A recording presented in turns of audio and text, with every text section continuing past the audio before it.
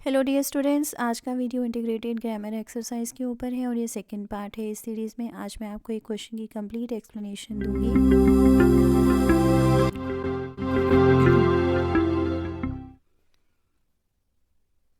Complete the sentence by reporting the dialogue. और ये देखिए जो डायलॉग है वो क्या है, वो पेशेंट और डॉक्टर के बीच में है।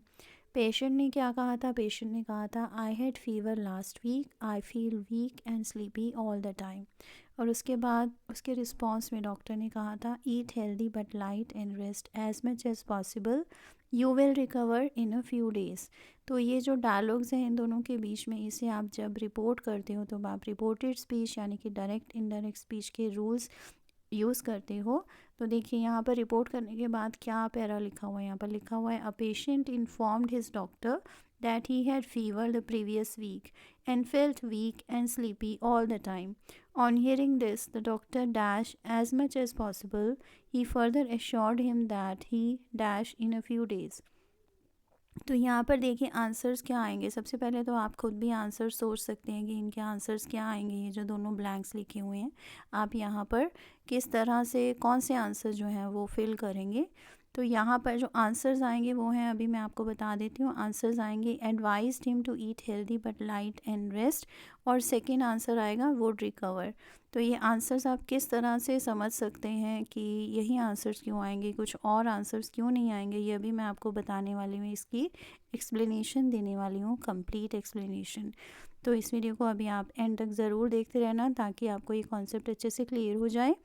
इस क्वेश्चन का आंसर आपको समझ में आ जाना चाहिए क्योंकि ये जो है ये बहुत ही इंपॉर्टेंट कॉन्सेप्ट है।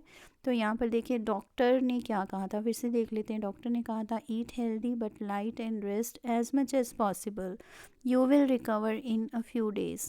तो ये डॉक्टर का डायलॉग था। जब आप इसे रिपोर्टेड स्पीच में लिखना चाहोगे तो यहाँ पर आएगा advised him to eat healthy but light and rest, क्योंकि यही था जो आपने करना था, वहाँ पर ब्लैंक को फिल करना था।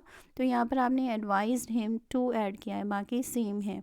ओके, यहाँ पर एडवाइस्ड क्यों लिखा है? क्योंकि डॉक्टर ने एक तरह की उसे सलाह दी थी, और किसे सलाह दी थी उसके लिए हमने हिम यूज़ किया है। ही हिम जो होता है वो ही का ऑब्जेक्टिव फॉर्म होता है। ठीक है, जब भी आप ही को एज एन ऑब्जेक्ट यूज़ करते हो तब हिम आता है। और आपने टू इसलिए लिखा क्योंकि एक इम्पेरेटिव सेंटेंस है। जब भी इम्पेरेटिव सेंटेंस को आपने रिपोर्टेड स्पीच में चेंज करना होता है तब वहाँ पर हम टू ऐड करते हैं, दैट ऐड नहीं करते हैं। तो अब हम देखते हैं इसका नेक्स्ट आंसर क्या था। इसका नेक्स्ट आंसर था ही वुड रिकवर।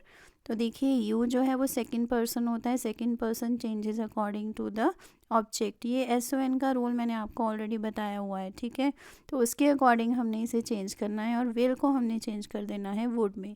इसलिए आंसर आएगा he would recover in a few days.